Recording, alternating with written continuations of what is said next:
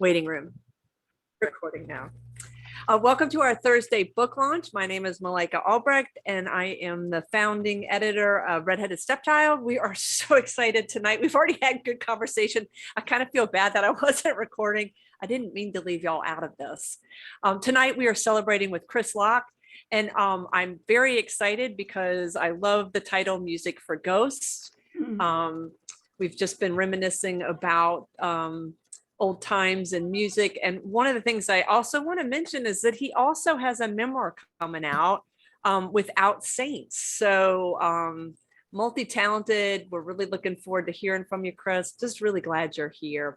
I do want to say that I've put the direct link so that you can purchase the book. And Chris, is there a way that people could get in touch with you for a signed copy, or what's your preference for purchasing the book?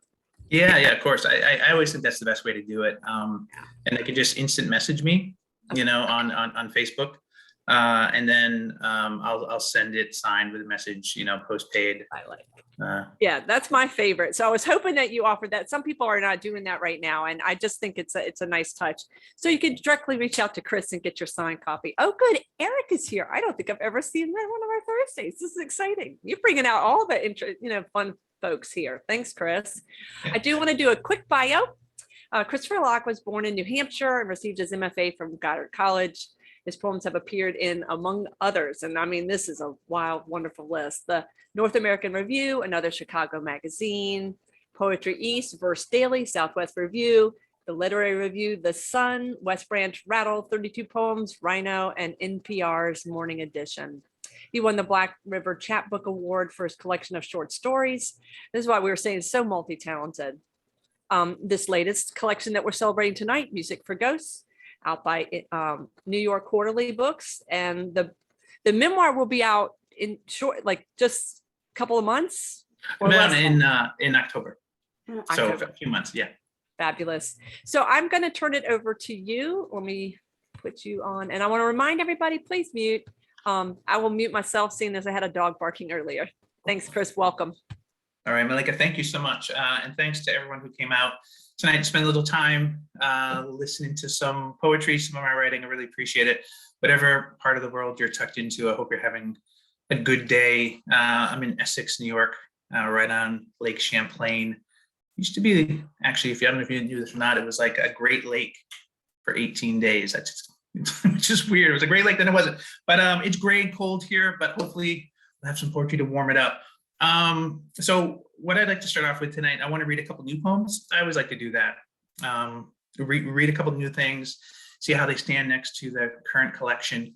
And yeah, like was saying, if you like what you hear, it'd be great if you buy a copy for yourself, share it with someone you love. If you don't like what you hear, still buy yourself a copy and give it to someone you hate. See, so that way it's still a win-win. So a couple new poems. So the semester is ending, grading the finals essays at SUNY Plattsburgh, and it's a relief to be done with that. But there's always that summer that you start to think about, well, what am I going to do for the summer? Last year was pretty wild. I was down in Virginia, actually, for a little while, for about 3-4 months. And there was this resort that I worked at, really super shishi, super fancy, kind of gross, because it was just so the tradition and all of it was just kind of hard. But there's something about Northern Virginia. It's called the Northern Neck. And there's this person who's really well known. He's called King Carter. And King Carter was this individual, I'll say, from the 18th century, super rich. He was the governor in Virginia for like a year, slave owner, and he's still revered as this hero in the Northern Neck of Virginia. There's like different roads and businesses all named after him, and people really just still love him, and that just completely grossed me out. And that was another reason why I couldn't really stick around there too long, particularly at the resort, which he's a fabled hero. And so that was just too much. So the first poem I'm going to read is, not surprisingly, called King Carter. The resort doesn't speak of the past because beauty demands forgetting. Flawless property under peach Melba sun, bodies oiled in the perfume of money as armloads of debutante hair spill rosy across daybeds. Flower gardens exuberant as a carnival of drunks kissing sloppy into traffic, crystalline pool cutting its own horizon, grass shorn into stiff obedience until our weight is finally bearable. All leading to the front desk in its golden bell. Clapboards in brass claiming Southern charm still lives amongst the long rows of misery planted years before. 3,000 men, women, and children branded property, and the owner who proclaimed himself their king and who was still celebrated. The prized suite bearing his name, the centerpiece of the inn, where couples can pay for the privilege to drink champagne in a copper tub, rise up and into cotton sheets, bang the headboard against the wall like a gavel at auction. All right, the next one I wrote, this new one, because I haven't written in this particular subject matter. And in fact, I haven't even really seen a lot of poems that have dealt with this. So actually, if you guys can help me out, I'd be interested to see if there's any particular poet who seems successful in this area, but about gambling, like real gambling, like casinos. And I just, it's not a big, genre of poetry. Like it's not a niche thing that I've seen. But I started to think like about the idea of what would it mean to lose everything? I mean, literally everything. So that's what this is about. It's called Broken. The craps table is a lifeboat, saving only the bones of our hope. The wrist snap and roll of this time will be different, bouncing into another house win. Horseshoed, men stare down into green felt as if decoding a map to somewhere impossible. Pressed between a curl of shoulders, I've another hard 10 unrealized, another almost miracle, plunging my chip stack like darkness against the neon arrow glowing from the parking lot. Freshly ruined, I ignore your text asking, where are you? And seek forgiveness from an ATM proclaiming, take, eat, this is my body, which is broken for you. All right. Now that we get the uplifting poems out of the way. Shameless product placement. So here's Music for Ghosts. Again, Raymond Hammond at New York Quarter did a really great job with the design. I'm really happy with it. I'm going to read a few out of here. But, considering the title, Music for Ghosts, I think it'd be nice to start off with the poem Birds Without Music. And just by the way, I'm shamelessly in love with birds. I just am. I just love them. And so many poems that deal with that in different ways have found their way into this collection. So Birds Without Music. 5,000 red-winged blackbirds rain unbidden from the Arkansas sky, like trench coats shot to pieces. Streets and lawns ankle deep in little bodies.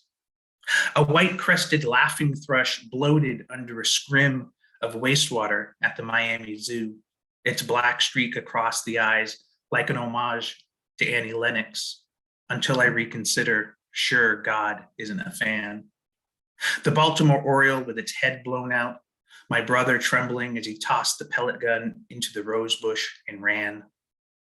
The barn swallow practicing his cursive until my picture window, thud knocking my attention away from the television where a U-shaped throng of Republicans ruffled themselves with speeches on terror.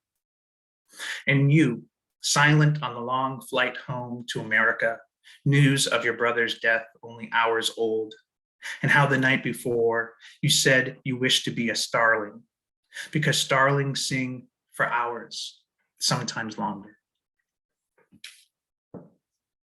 I'm a real big fan of David Kirby, and I love his poems because they're just unabashedly funny. A lot of them are just really silly and funny, but also they have this real depth to them, the way that Collins can be, I think, at times in his poetry. But he also just likes to make shit up, which I like, and I wish more people did with their poetry. Like, not every poem has to be from some sort of searing, exploitative, brutal experience that happened just yesterday. You can just make it up, you know. It's weird, the whole dynamic about like truth and poetry, but that's another, like, that actually could be an AWP breakout session. But anyway, so this is inspired by Kirby. It's called East Wing, and I was just sort of like kind of riffing and seeing where it would go. And Kirby also likes to take his poems and have them start somewhere and then go to somewhere else and then go to a third place and kind of then come back around at times. So I was also trying to achieve that as well, I think. So this is called East Wing. A nurse studies for finals past midnight. Small cone of light elucidating the Latin words for suffering. Next door, Mrs. Williams is stretched out in a beautiful gondola of morphine, gliding over the sunken disasters to which she's attached her pain. Her children couldn't deal, so they returned to a Motel 6 and said their goodnights, the oldest knees to chin in the tub, remembering how panic once owned her beneath the Paris streets. Lost in the catacombs, she held a Bic lighter for her and her mother, the flame unwrapping a row of skulls bricked in the darkness, eye sockets tunneling into some void. They could feel themselves collapsing, a legion of fibula and metatarsal, bread baskets of sacrum and pelvis winged between the shadows, her mother undone by all the wreckage. Your father didn't know it was wrong, she said. Besides, you were too young to remember. And amazed, the daughter stared at her mother amongst all those bones and dreamed her escape away from those other terrors they could never admit or share. And the nurse now stands and smooths her pleats, Mrs. Williams pushing the bell, but not because she is in pain or needs a drink, or because she wants to know where all her children have gone, but because she wants to hear someone say her name, to have it fill the air like an act of faith.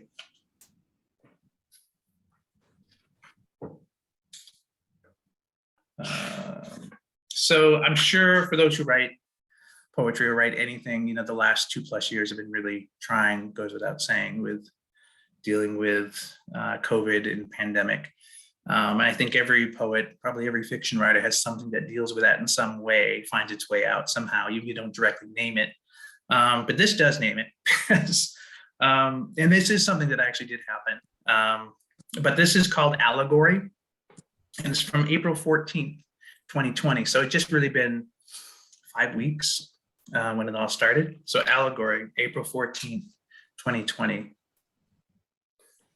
A blackbird's trapped inside my bedroom, popping the bright window like a child's gloved hand. Golden eyes eerie with pupils, all of him nerve-wracked and wired and furiously mute. I want what he wants, so I bend and creep to the other window, grit-toothed and pillow-shielded, alive with Hitchcockian terrors I still imagine, even at this age. I fumble with the sash, look over my shoulder at another dry flourish, his desire heated to almost a reckoning, and I duck and weave and grimace until the frame gapes and he funnels like chimney smoke up into all that blue. But I never think to ask, where did he come from? And how did he choose the silence of this house, this captive place where we still dream lost as those wings? And staying on this motif, get some birds going on. This is for my daughter, Grace. It's called Counting. My daughter, Grace, has a weakness for crows. Points to one hopping the lid of the cafe dumpster, its shoulders oiled black as Elvis's pomp. And when we drive home, 2 crows tightrope the highway's yellow line, tap a squirrel pressed dry as a flower. Even as I speed past, they are fearless, pompous struts like federal judges before they sentence you to life. I will release my crows on an unsuspecting world, and they will do my bidding, Grace says. And I laugh. Imagine a wide cape of darkening sky as they fanned out behind her in a staccato of barks and cries. Home, the car ticks in the driveway as I stand in the yard, spy 3 adjourned in a sugar maple, silent, disapproving, their languorous stares unsure if they've noticed my face before.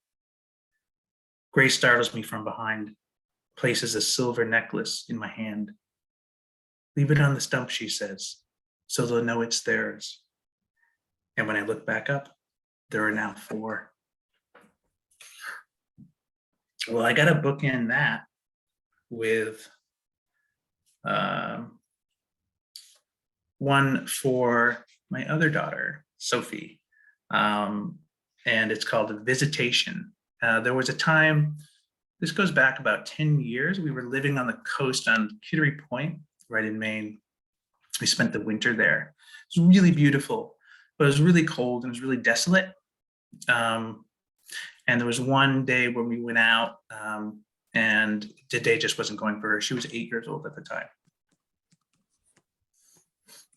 Not the leg-sucking clam bed. Sophie stuck up to her knees, tied out in rocks, gulping at their own nakedness. Not the trails scraped in snow melt, winding the nearby roads where she lost her blue mitten as we spied deer prints and coyote prints thinned to crystal relics. Not the quick slip to pavement, leg rubied in bright scratches, lower lip quivering, incapable of holding so many indignities in such short order. No, it was Sophie uttering her desire, limping now, to just once see an owl's face in real life. Until all of us stopped in our boots on that wet country road as one appeared, barred and mute in the twilight branches above. We stared a good long time until I hooted and the owl lifted away into a deeper silence. And there was Sophie, shy again, walking upright, even as we returned to the house where all the windows were dark. And that actually happened. It was crazy. It was crazy. It was just like, she's like, I want to see one. I just want to see an owl right now in real life. And I was like, boop. It was really cool. It was really, really cool. Okay. This next one, I wish was applying to today because it's very rare in the Adirondacks. You actually have heat waves, but I've lived here now for like almost 10 years. It's happened twice. And this was one time that it did happen. And I'm looking forward to more, but not because also that means that the world is dying. It's all messed up. It's all just connected. I just want to be warmer. Okay, that's what I'm saying. I just want some sun. I want some, is that so wrong? All right, so this is called Heat Wave. Sun plucking sky like a sheet music of bees.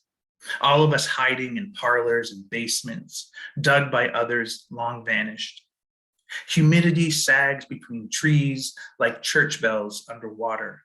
No escape, no amusement in the turkey sandwiches stiffening atop plates. Countertop breadcrumbs, a tiny Stonehenge for ants dizzy at the offering. It is not a day for creditors or salesmen, a day with you on your hands and knees in the garden like you've come seeking forgiveness, nature rendered sick and unbeautified. I cannot even find solace in the quick dark of Goldfinch, his back shamed yellow like the sun, the original bully. As I stand blinded in my yard, grass curling beneath my feet like the toes of the dead. Okay, a few more that I would like to do. A poem about, I was thinking about how sometimes we think something's for us. We believe we're the target of someone's love or admiration, or even hate or whatever. And we're just so wrong. We're just like so dead wrong. And I started thinking about that. And that's where the genesis for this poem. It's called Targets. He lifts his cell phone higher and waves like Prospero assembling the clouds. Still no reception. Even here, a rest stop blooded in New Jersey accents and headlights dreaming every deer extinct. Others simply leave, a van costumed in boys ready for soccer or some other bloodless parade. Big rigs souped up on grit and a week's worth of amphetamines. All merge, untethering like fevered pearls into a parkway tiled by lights creeping north. But he has bigger fish to fry. Regrets leaving this morning before she could decide. Her shower hissed behind the door as he pressed his ear, jealous for answers. So now he stretches on his toes, wishing he chose a different carrier, that commercial with the salesgirl, both beautiful and vacant, like how he feels right now, minus the beautiful part. And as he waves again, halfway frenetic, a stranger next to a Coke machine, a man also wounded by the curse of dumb choices, waves back, unsure, thinking maybe it's that boy he couldn't love all those years ago. And when he feels something catch in his throat, he waves bigger, convinced. And that's when he sees the cell phone, hears it ring as the man pulls it to his mouth, repeating a girl's name. The stranger unsmiles and turns back toward the lot. He worries he forgot to lock his car, another easy target, and all the heartbreak after.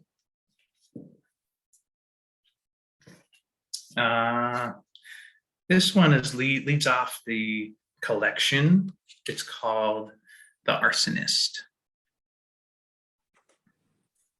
This morning, I am naked under cotton sheets, satiated and pleading with no one. All the breaking sunrise falling pink in the doorway like a Japan's worth of blossom. It is this turmoil of easy living, my life exempt from the ruin I once prized, once felt sweeping through me like the midnight hands of a clock. How I sometimes long for those days again, so much blind rejoicing, stoned on oxys, my hands on the steering wheel and driving into the maw of some luxurious nowhere. Shirt pocket blessed with 20 more, enough to get me to Tuesday, as my daughters waited for me back home, obediently stacking themselves atop a pyre I had built, their love no match for fire. Yeah, that's a brutal one. It really is brutal, but that's okay. So this is a good one. You know, I'm in that mood of like wanting heat and I guess something exotic, something, you know, I'm looking out, you can't see this, but it's just so fucking gray. So this is, I think, a remedy for that. You know, think about young love, right? You think of young love and how both glorious and naive it is. And that's what makes it so great, you know, but how wonderful it is too, and how it can sustain you, particularly in times where you need it, you know. This is called Brushstrokes. Finally, it was night in Sevilla, the air warm and tumbling past the gates of our bodies, a wooden trellis stitched with night blooming jasmine, perfume slunk dark and delicious. What starlight there was chinked the river, small waves opening near our feet like palms upturned. An understanding want, I plunked a coin, 100 pesetas, silver winking until the river blackened my wish. We were still wobbled from dinner, a busy courtyard, long tables where locals hoisted beer, octopus dripping oil, hazelnuts roasted brown until they crunched like split wood, great bolts of fabric strewn high above us, shade against the daytime sun, insufferable, unrepentant. We couldn't keep our hands off each other, and paying the bill, slanted ourselves down another alley, another table, more jamon y queso, sherry chilled colder than the winter we fled in Hampshire, its eaves now iced in rows of crystalline teeth. You promised me body and marrow, a mouth wet to the touch, reminding me of the night we made love in your car after the O'Keeffe exhibit, all those swollen iris and red poppy, and how you made me taste every petal. Love poems. Okay, I have, I think I just have one more, kind of longish, not too long, but just one more. And I'll say real quick that I love to cook. Besides teaching, I've also worked in restaurants really all my life as everything. I'm a James Beard nominated sommelier, waiter, manager, dishwasher, chicken sandwich slinger. I mean, I've done it all. But food to me is love. Food is love. And I make all the meals for my family. Well, most of them, not all, you know what I mean? Because that's one way I show my love, is I make food. And so I started thinking about that, and just in general, the whole idea of food and table. And this is called Autobiography of the Table and the Kitchen. There have been meals I've loathed and meals I've despised. Most recent, a rubbered patty oozing beneath its own greased shambles at a truck stop in Buffalo. The steam of plate clatter and diesel smoke, the only things divine. Meals eaten in silence when I was 7, and the air between my parents suffocated the table, doom's easy smolder ready to fill our lives with smoke. Meals joyous at drive-ins slicked in ketchup and glazed napkins. Meals of befuddlement slung mornings after childhood sleepovers. Words like bagel and omelet, birthing a new lexicon to mouthwater. Meals of out, wooden spoon cracking the pot's rim as children scattered from the kitchen, giggling snipes. Meals of despair before college, one-room tenement as I jawed microwave burritos, stoned in my conviction, the mattress bloomed a Rorschach of clues. Meals of first dates palpitated by Ricker Chianti and the shredding of garments, laughing about too much garlic as the sheets roiled in our new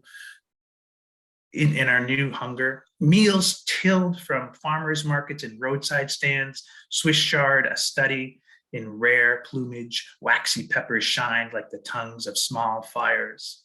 Solo meals of comfort after personal disasters, the counter serving as respite for the maligned. Meals of regret and meals of plenty, meals of family faces ensconced around a tablecloth saved crisp just for meals like that. And meals with you, simple across the table, all those years of what we've said and what we couldn't, meals best enjoyed with our eyes instead of our stomachs, meals when we couldn't fill our mouths fast enough, the meal we had at a busted kitchen table in our new apartment 25 years ago, surprising you first with purple iris, bottle of Cote du Rhone hollowed dry, the way you stared at me and me at your working mouth, your hair swooning against your collarbone with a rhythm I had grown to love, and me finally putting down the fork and the knife and lifting the napkin from my lap and coming over to you and raising us up to the many-toothed stars and all their crying out. Thank you. Ooh, that's a perfect one to end on. That is gorgeous. I just love how it builds up. Y'all can unmute, and definitely I know people are clapping, but it'd be nice for you to hear them clapping as well. Thanks, y'all. Appreciate it. Beautiful, beautiful. Yeah, just gorgeous. Bravo. And I can't wait for you to see the chat section, Chris, because so many lines got repeated by several different people. So I think it's like, great. Oh, wow, that's kind of cool that resonated with a lot of different people. I don't know if other people were thinking this, but when you were talking about your love of food and cooking I was thinking your words have like such form to them, and that it is like being served a meal. I think there's something to the sonic use of the different words that you use that just kind of build. Yes, Julian just said, I'm in awe of the last poem, and people are doing little fire signs. I don't even know how you do that, Lisa, by the way. I don't know how you do the flame signs either. I know. Kind of need that skill set. Right. It just sort of happens, right? So one day someone shows you and you're like, oh, so that's how you made the frowny face. I know. And I want to just do that. I just want to go fire. Yes. Yeah. But then I always end up with some sort of an emoji debacle where Okay, I used to have said the wrong thing, and then you can't like. You can't undo it. Has anybody ever done an accidental laugh emoji when somebody's and Yes. then family members died? Right. You're like, oh my God, switch it, made it. Yes, yeah, or the heart when it's something that's nothing. Yeah. Yes, Definitely. yes, that. Hey, Yeah. so Chris, Click I on wanted to smile say face like that's- again how much I loved all of your poems, but I love the last one. And those of you that know me well know this, but I just had to add that. So my brother just recently passed of Parkinson's, but he would not, and we were Italian, we grew up. And so I got to be able to, I'm like the best lasagna maker, I have to say. So at the very end of his life, when he stopped eating, mine was the only food that he would eat. Because it was the lasagna and it was the culture and the food and the memory and the ancestry. So I just really, it's really rung home for me, particularly because of that experience where that he would only eat my food in the end because it was so felt like home. Yeah. Yeah, that's moving. Yeah. Yeah, I have to do a poem about the lasagna pretty soon. You do. yeah, indeed, Yeah, you know. indeed. But that last poem was fire, and let's just let us all know how to do that. So do people have questions for Chris? Because I know a lot of us were just in awe of the skill and the, you know, just the journey of the poems. I did want to see if I missed any. If you have a question, just unmute and ask it. Yeah, I have a question. Oh, sorry, Judy, go. I loved your poetry. What thrills me is that there's something interesting that happens with the language in almost every line. And so it requires a lot of attention in this kind of setting, which I tried to give it, and it's well worth it. That's remarkable to me to Thank be you. able to do that, because I know how hard it is. I do want to ask you about what you said, just curious about truth in poetry, because I find that you know how, well, let me backtrack. You know how in nonfiction memoir type work, which I do as well, there's inevitably something added that isn't literally true because we don't have the kind of memory that records every literal fact. And in fact, the way we remember inevitably involves reconstruction in some sense, you know. It's Right. remember what we already coded, and then how that happens to get connected to other things is not necessarily closely related to objective truth. So this whole question really intrigues me. I myself, I know insert details that are not true in poems that are basically true, you know, a lot. But I feel uncomfortable. For example, if I have an entire book that is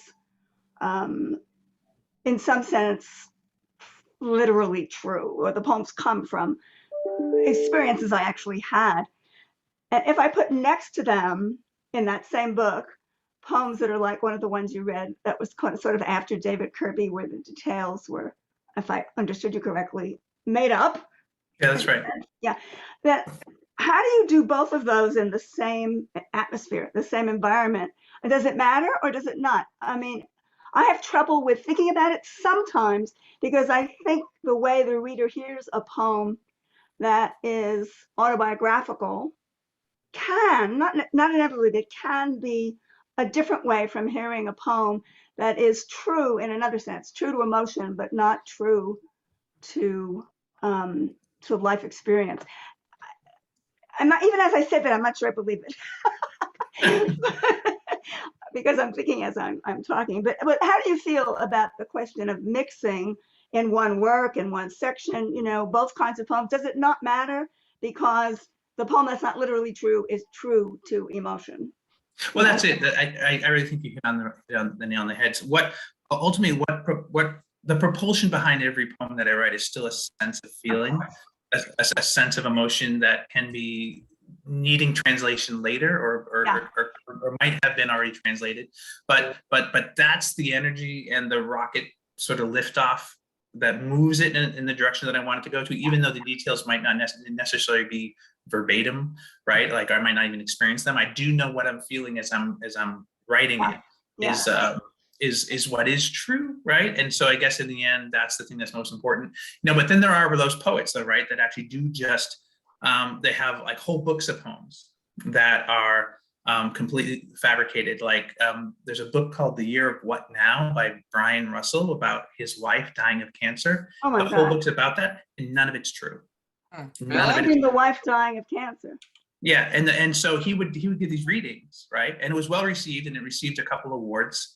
And people would come to him like, "Hey, I just want you to know, I'm so sorry this happened." And he's like, "Well, it's all fiction," right? And I don't know if he said it literally like that.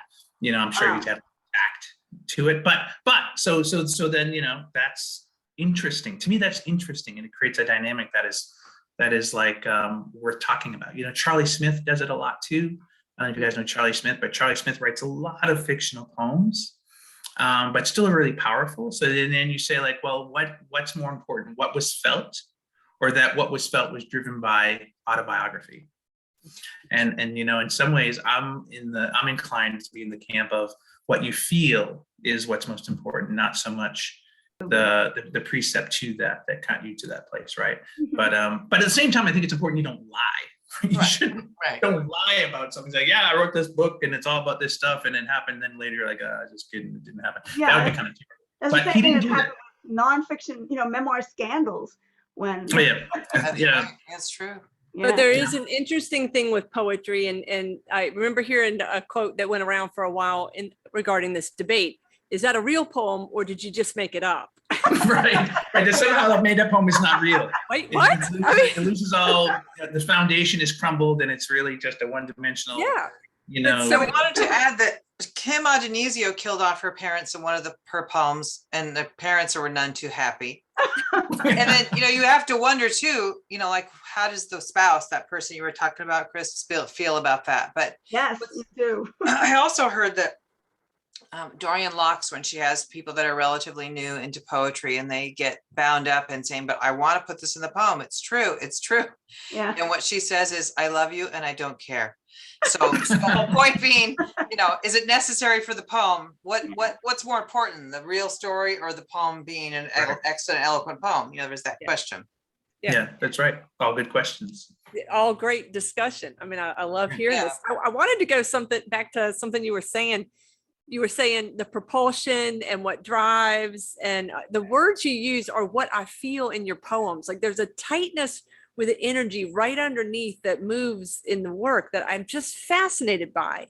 And I was wondering, is that like something intuitive, or is that just like, do you work on that after in your editing? And other people? Well, it's a great question, because like the way that I write is not traditional. I don't even know what that means, but I guess not traditional in the way that there's a traditional perception, I think, by how writers write, is that they will write the text of whatever it is, a poem, a story, a manuscript, and then they go back and they edit, right? I start editing within the first 3 words. And I'll say things out loud as I'm writing, right? So there's a musicality and a necessity to the process that starts from the first word, even until I get to the 100th word. Like editing and talking it through happens immediately. There's no fucking like, I write the poem and then I edit the poem and then I edit. Like, I've seen these things where people do it and they have their like, well, here's my first, draft, and then I just wrote it. I can't do that, because I feel like, people talk about how they can they just bang out 500 words and then they go back. I'm such a perfectionist in some ways about how I want language to sound that I can't continue on if I think something sounds like disingenuous or sounds clunky or doesn't connect. So I have to stop and I have to go back and I say it out loud and I say it out loud. And so that's how I don't know if that answers the question, but I think it kind of does. It kind of ties into what you're talking about, how I process it. Yeah. Yeah. I mean, to me, there's something that's being built in your poems that has like an energy right underneath of it. And but the word choices are very particular. And I just wondered how that process worked for you. It was fascinating. You had a question, Connie? Oh, no, also when you're building blocks, I'm kind of like you, and then you're like, one's crooked. You can't build the rest of a thing if the one block at the bottom foundation's askew, right? But that's exactly right, because then it'll all collapse. So right. I feel like it has to be in the best order it can be until I can move on, even though I'll still come back later, and I guess I'll still do that revision of the whole poem, later after you put it away and you live your life, and then you get different set of eyes. You can see things you couldn't see. But yeah, it's not this seamless, like I'm just churning out by the yard some fabric that just like is the poem. And it's like, oh, I'll revise it all later. It's like first word, I'm like, semicolon. It's like, do I need a semicolon? And I'll sweat it out for like an hour. And then I like, so it's never like an easy process for me, unfortunately. But yeah, saying it out loud. And then like, I'm really conscious of the words I use, and I'm really conscious of the language that I employ. And I always want to make sure that I'm sort of like, that the aperture is always widening, and that I'm not getting stuck necessarily with certain favorite words. It'll happen sometimes and I'll see it like, damn it, I used that word twice. But I constantly try to expand my language. So that's also part of it too. I have one more question. So your daughters, so I don't know how old they are, but how do they feel about you writing poems about them? And do you talk about that? Because when my daughter was a teenager and I had poems too, I had to get like an affidavit to be able to like read it online, because she was so, didn't want me talking about her. So how do they receive that? Grace and Sophie are mostly very cool about it. I think actually. How old are they? Gracie's 22 and Sophie's 18. Oh, so they're older. Okay, so yeah. Yeah, but I've been writing about them ever since they were little. Yeah. You know what I mean? But they're I don't know if they're cool with. Okay, let me back up. They're cool with it, but I don't know if they always have been, or if they just sort of accept that. Well, that's what Dad does. He just writes poems, and but they've never been like, how dare you write? Okay. That's good. So I appreciate that, because I would respect that and talk to them if they're like, hey, what's going on here? But really what I've found is that they've always been great. And then because I like to share it with them too. Like, hey, I want to share with you. So they're really supportive. Oh, that's good. Good. Well, and those are awesome poems. I mean, Sophie wrote in the chat section, that's a day she'll never forget. So, I think that's a beautiful thing to actually, It's different if the poem you write about someone in your family is not, if not, deeply negative, is still the kind of thing that could embarrass them. Yeah. That's a different situation. And I've done that and been agitated for months about whether I could share it with my son, who is middle-aged, but who, often reads my books and has things to say. And I stood about it with this one poem for a really long time, because I really wanted to share it, but it was a little bit embarrassing, had that potential. And he was great. He was great about it.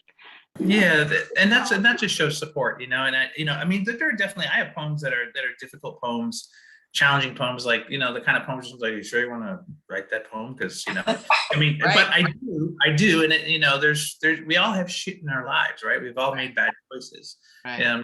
Some longer than others, some shorter than others, but I still write about it, the good and the bad. And it's interesting to me. I have some family members who are sort of indifferent, and some who are like, are you sure you want to read that? There's, and I understand the fear, or not fear, I think it's too strong, concern, right? About perception and stuff. But for me as an artist, I think it's all, everything's fair. Because I don't know what the hell I'm going to do. I don't know what the fuck I'm going to write about tomorrow until it's tomorrow, and then it's happening, right? So I just have to like listen to that, and because then I feel that's what's true, I guess. What is true is not necessarily always every little detail, but the need to write about something and process it and be able to understand it. So, and sometimes it's stuff I'm like, I look at it and go, damn, that's like awful. Like that experience was awful, and that was really terrible. But whatever. I'm not gonna stop doing it. Yeah. Absolutely. Yeah, hi, Chris. How you doing? How you doing, son? Hey. One thing. First off, great stuff. I always enjoy reading your things. One of the things that interesting to me is how we look at our life and the things that happen through different sets of eyes. And you can write something that's happened that I'm familiar with, and I look at it and say, "Holy cow! I don't understand. Wow, that's amazing. That's not how I saw it, but it's how you saw it." Not everybody can do that. If we live our lives together, we don't always remember exactly what it is, and the shades and everything else are completely different. So I appreciate it, and I love your words. They're kind of like they're sort of like things that you hang a story on, and you step back after it's done and you look at it. And it's complete. It's beautiful. Anyway. Thank you. Thanks a lot. Dad. You're welcome. That's awesome. Yeah. I do think that like George was indicating, like there is something very tangible or like physical about your poems and the word choices. I'm gonna have to like look over them because I keep coming close to something that I want to articulate and I just haven't hit it yet. The chat section I'm going to send to you so you can see all this that's written. Okay. But you know, a lot of us just resonated. This is my body, which is broken for you. I mean, several of us put that up. Just love the shamelessly in love with birds. That Yep. was just Forever. no, I totally relate. Totally relate. Does anybody have any other questions or thoughts that you want to kind of talk about with Chris? I just want to say it was a brilliant reading. I'm so happy for you. Yes. And then I do have to step out because guess what? It's time for a meal. I have to start. And the grandchildren are hungry. So, all right. Well, go share that love. Congratulations, Chris. Thank you. Be Thanks, safe Dad. with COVID. Yeah, Honey. I'll keep you Fingers posted. crossed. Bye. Yeah, thank you. Love you. Love your son. Take care. Thanks, Dad. Love you too. Oh, Oh, that's nice to have awesome. your dad present. It's wonderful. Thank you. Yeah, amazing is what Lisa just wrote. Yep. Okay. We have time for some open mic if somebody would like to read, or we can even request that Chris open up to whatever page and read another poem. Yeah, It's let's up do to you that. guys. Let's ask Chris to read another poem. Love it. Agreed. I think he should read some more. Yeah. See, Okay. look at, Are you sure? Chris, I Okay. just want you to know this has never happened, but that's what we're gonna do. I love it. Does somebody Okay. want to put out a number, or do you want to just open it, Chris? Okay. I mean, like that scares me. Like, go because now I'm looking at it and I'm now cheating because now I'm going, as you can see, I'm going through it. All right. Let me. All right. I have one. I wonder. I put this online, but I haven't read it out loud. But it was just online. So I think I don't know. Well, whatever. I like the title of this because well, you know what? Sometimes I love to talk about poems and where they come from, and sometimes I think the poem can do a better job at explaining that itself, right? So I'll let this poem be that. But I haven't actually read this before. So I'm excited with that. It's called "Looking Out a Window. I am reminded there are two ways to see a mountain." That's the title. I like how Whiteface Mountain shoulders a rain cloud. It makes me happy enough to forgive you. But then the clapping of a large Japanese family in the dining room reminds me dreams have no place at work. So I open more bottles of wine as the family tip their heads like sunflowers for the guest of honor, a 90-year-old who survived Guadalcanal. He smiles and raises his hand, and his wife cries across the table. They all sing a song in Japanese, and everyone claps again, and I feel more foreign than usual, even though I hear my chef yelling he's sick of watching his food die beneath the heat lamps. The bartender's drunk again, and I smile as his clumsy olives teeter into fogged glasses and drink straws sliver the mahogany, wet and abandoned. The old man stands up and recites a poem by Basho, the one about great soldiers and how summer grasses are all that remain of their dreams.